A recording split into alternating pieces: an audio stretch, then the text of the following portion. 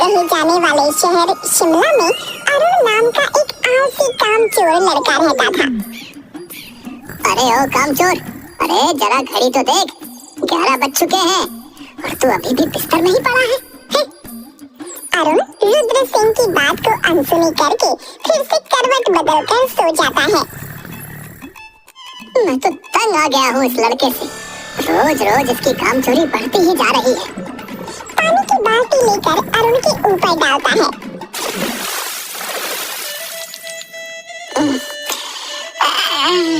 क्या बापू सोने भी नहीं देते?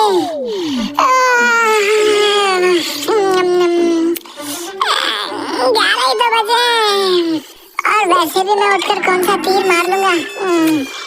अरे इसीलिए तो उठा रहा हूँ कि आज तुझे भी मैं मेरे साथ काम पर ले जाकर ही रहूंगा। क्या काम? और मैं? आपका दिमाग तो ठिकाने पर है, और वैसे भी बाप के होते हुए बेटा काम करे शोभा देता है क्या? अरे मेरी फूटी किस्मत, अरे तेरे जैसा बेटा मिलने से तो अच्छा था कि मुझे कोई औलाद ही ना होती।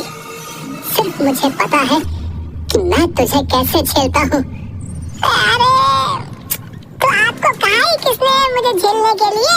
बताओ। देखना, जिस दिन मैं नहीं रहा ना, देखना उस दिन तुम बहुत पछताओगे। अरे क्या पछताऊंगा हैं? दिन भर ताने ही मारते रहते हो। किसी दिन आपसे परेशान होकर मैं खुद ही घर छोड़कर चला जाऊंगा, समझे? फिर आपको मेरी अहमियत समझ में आएगी, समझे? अच्छा, घर छोड़कर जाएगा हैं? फिर उसका हाथ पकड़कर घर से बाहर निकाल देता है। अरे क्या कर रहे हो? हैं? बुढ़ापे में सटिया गए हो क्या? हैं? तुझे घर छोड़कर जाना था ना, अब जा। और खबरदार, अगर मेरे घर में तूने एक कदम भी रखा तो तेरी टांगें तोड़ दूंगा मैं। ठीक है, तो मैं भी अब कभी भी आपके घर पर कदम नहीं रखूंगा। मुझे भी कोई जरूरत नहीं है तेरे जैसे निकम्मे बेटे की। जा, निकल जा मेरे घर से, और कभी मुझे अपनी शक्ल भी मत दिखाना, समझा? फिर अरुण गुस्से में वहाँ से चला जाता है। अब मैं कभी भी उस खूबसूरत बुढ़े के घर पर नहीं जाऊंगा, चाहे जमीन आसमान एक ही क्यों ना हो जाए। अब मैं इतनी दूर चला जाऊंगा कि वो बुढ़ा चाहे तो भी मुझे नहीं ढूंढ पाएगा। पर उन्हें मेरे होने ना होने से क्या फर्क पड़ता है? उन्हें तो अपने काम से ही मतलब है।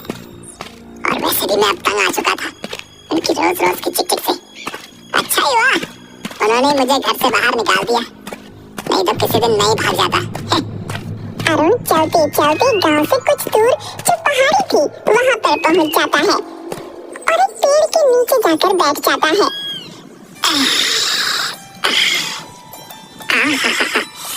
क्या नजारा है!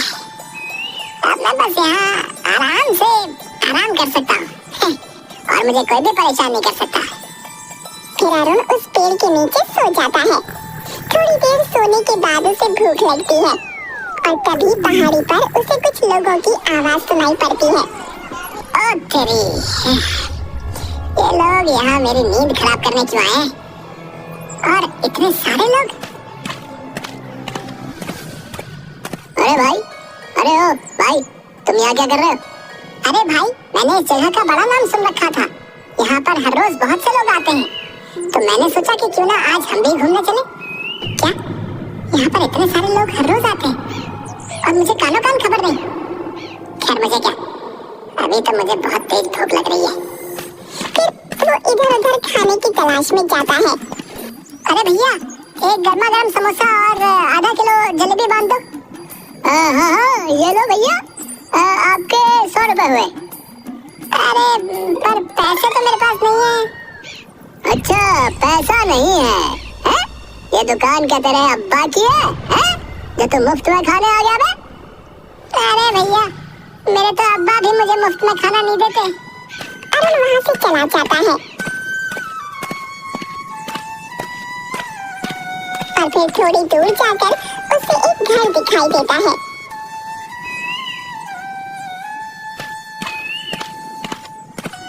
अरे भाई, कुछ खाने को मिलेगा क्या? अरे भीख मांगनी है तो कहीं और जाकर मांग, इतना हट्टा कट्टा तो है, कुछ काम दाम ही कर ले। आ जाते हैं सुबह सुबह में उठाकर। अच्छा ठीक है भाई, खाना नहीं तो कम से कम थोड़ा पानी पिला दो। ठीक है। फिर वो आदमी अरुण के लिए पानी लेकर आता है।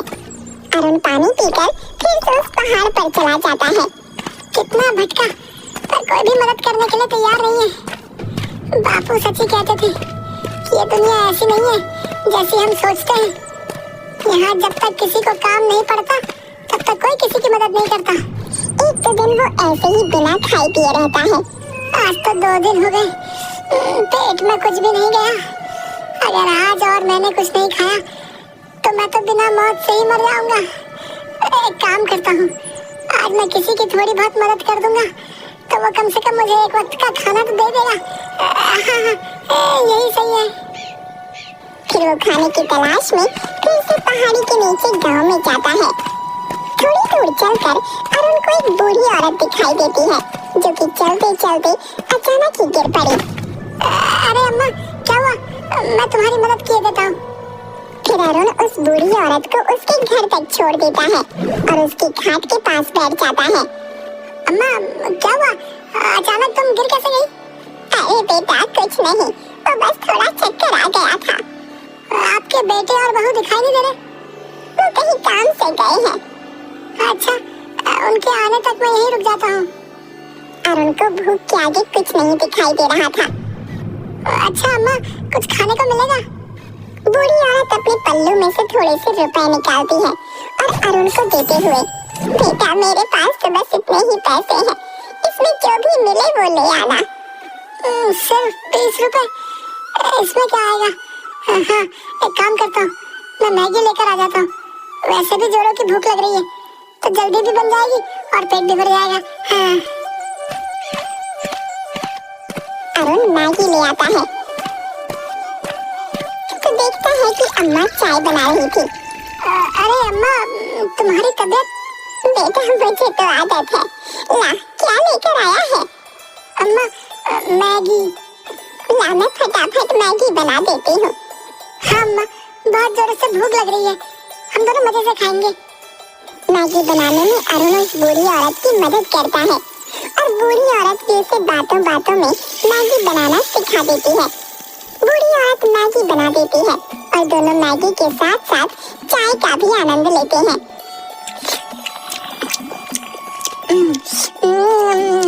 अरे वाह अम्मा, क्या मैगी बनाई है। ऐसी मैगी तो मैंने आज तक नहीं खाई। फिर दोनों मजे से चाय और मैगी खाते हैं। अरुण एक दो दिन उस औरत के पास रहकर उसकी सेवा करता है। अगले दिन, अच्छा अम्मा, अब आप ठीक तो है ना? हाँ हाँ बेटा, अब मैं बिल्कुल ठीक हूँ। अच्छा तो अम्मा अब मैं चलता हूँ। रुक जा बेटा, जाने से पहले मैं तुझे कुछ देना चाहती हूँ। क्या अम्मा?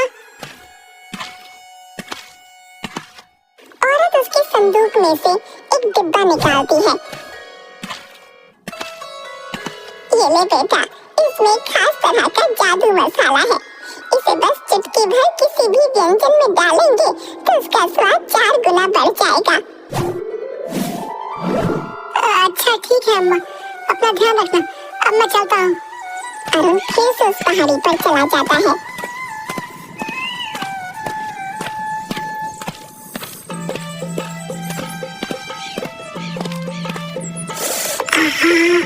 इसमें से तो बहुत ही अच्छी खुशबू आ रही है, पर इतने मसाले को लेकर क्या मैं ढाबा खोलूंगा?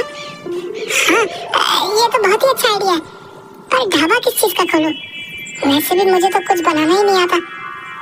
अरे हाँ, अम्मा ने मुझे मैगी बनानी सिखाई तो थी, और वैसे भी उसमें ज्यादा मेहनत भी नहीं होती, और यहाँ आसपास कोई मैगी की दुकान भी नहीं है। हाँ हाँ।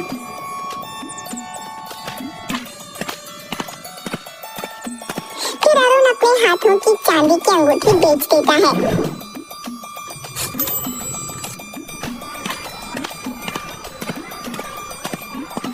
और आसपास से कुछ लकड़ियाँ और टेंट का जुगाड़ करके पहाड़ पर एक चाय और मैगी की दुकान खोल लेता है।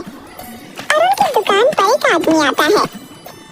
अरे भाई, एक प्लेट चाय मैगी लगा ना? अरे हाँ हाँ, अभी लगाता हूँ।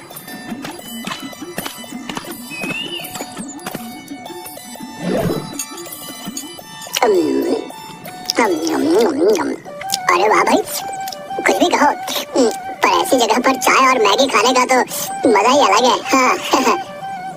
एक दो दिन तो उसकी दुकान अच्छे से चलती है, पर तीसरे दिन अचानक बहुत तेज हवा चलने लगती है और उसका टेंट उड़ जाता है। अरे अरे अरे मेरा टेंट। फिर अगले दिन वैसे ही खुले आसमान में अपनी दुकान डाल लेता है। अब हवा आए तो आने दो, मुझे कोई फिक्र नहीं, ना टेंट उखड़ने की समस्या और ना ही कुछ। अचानक से घने बादल छा जाते हैं और बारिश शुरू हो जाती है। अरे थोड़ी देर पहले तक तो मौसम पूरा साफ था, अचानक बारिश मेरा पूरा खाना खराब कर दिया। हे प्रभु, ये कौन सी परीक्षा ले रहा है तू? कहाँ मैं ऐसे आराम से अपनी जिंदगी जीता था और अब एक एक पैसे के लिए तरसना पड़ रहा है। फिर वो अपना बचा खुचा सामान लेकर पास ही के घर में मदद मांगने पहुंच जाता है।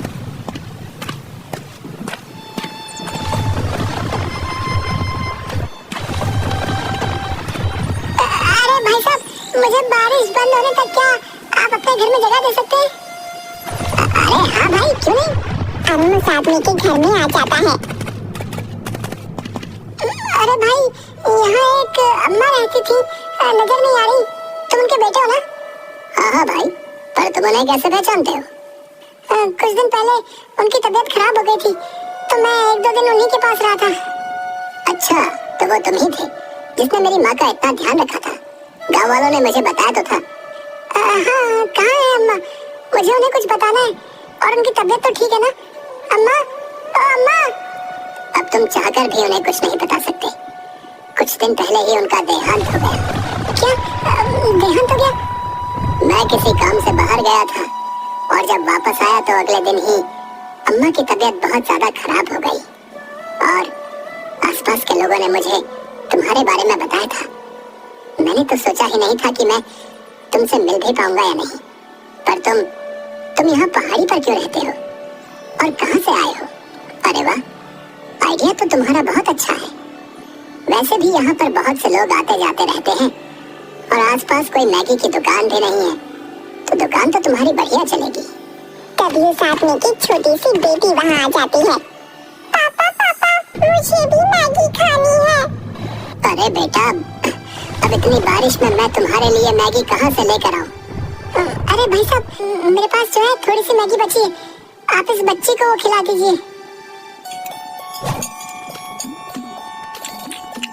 पापा, आप भी खाकर देखिए। फिर वो लड़की अपने पापा को भी मैगी खिलाती है।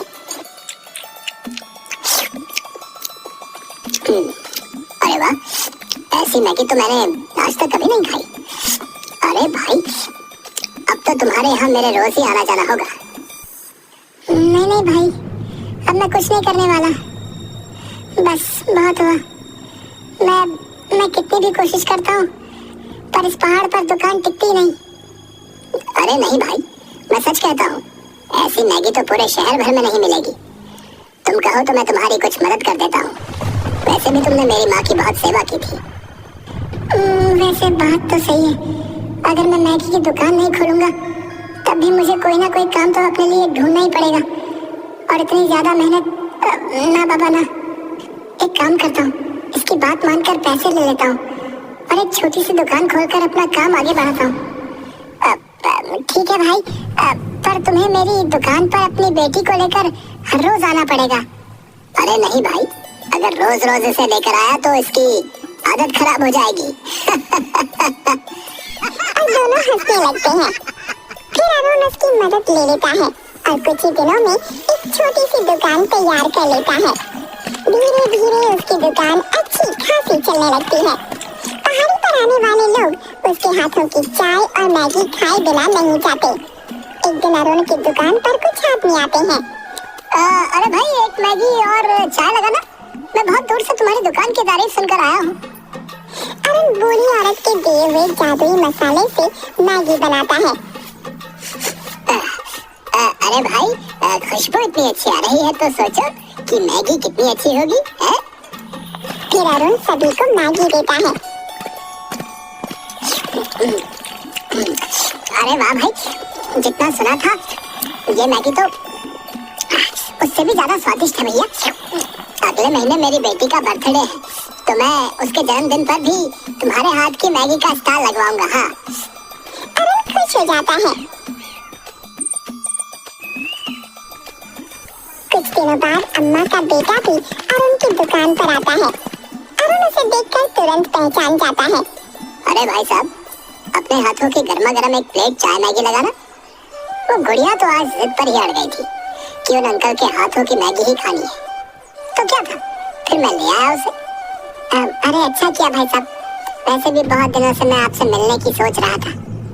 अरुण उस आदमी को चाय और मैगी देता है। अरे अरुण भाई, ये तो और भी ज्यादा लाजवाब है। फिर अरुण उस आदमी को उसके पैसे लौटा देता है। ये लो भाई तुम्हारी अमानत, धन्यवाद।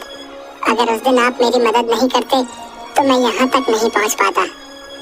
अरे भाई, इसमें धन्यवाद की क्या बात है, आपने मेरी माँ की इतनी सेवा की, तो इसके आगे तो मेरी मदद कुछ भी नहीं। अरुण की दुकान अब आसपास के गांव में फेमस हो गई थी। उसने अब अपनी दुकान में अलग अलग तरह की मैगी बनाना शुरू कर दी थी और धीरे धीरे करके उसने एक ढाबा बना लिया। और अब उसने अपनी मदद के लिए कुछ आदमी भी लगा लिए थे। एक दिन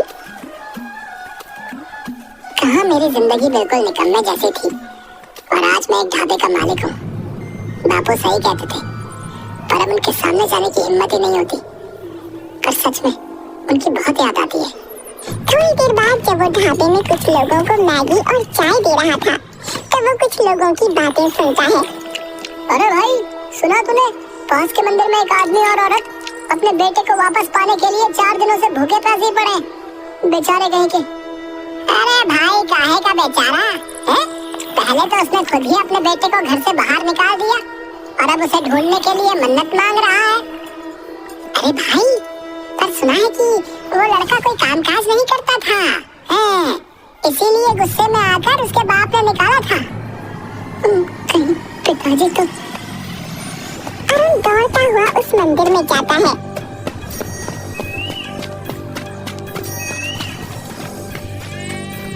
मंदिर में पहुंचकर एक आदमी औरत को देखता है जो कि भूखे प्यासे मंदिर में बैठे थे।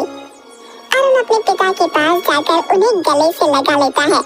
रुद्र सिंह और अरुण दोनों की आंखों में आंसू होते हैं। रुद्र सिंह खड़ा होकर अरुण को गले से लगा लेता है।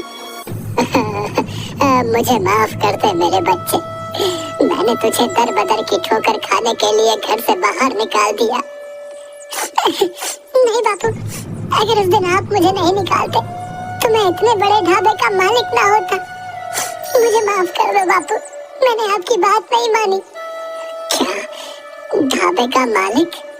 हाँ हाँ बापू, मैंने पहाड़ पर एक मैगी का ढाबा खोला है और फिर रुद्र सिंह को सारी बातें बताता है।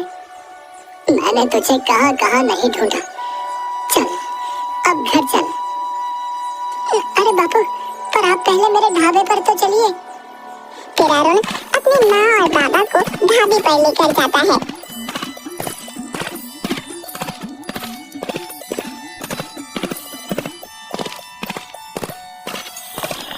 अरे वाह बेटा, इतना बड़ा ढाबा, ये तेरा है क्या? हाँ बापू, हाँ, ये मैंने अपनी मेहनत से खड़ा किया है। मुझे हर पल आपकी बहुत याद आई। फिर रुद्र सिंह अरुण को गले से लगा लेता है। मुझे तुझ पर गर्व है मेरे बच्चे। अब चल, घर चल। तेरे बिना घर जैसे काटने को दौड़ता है।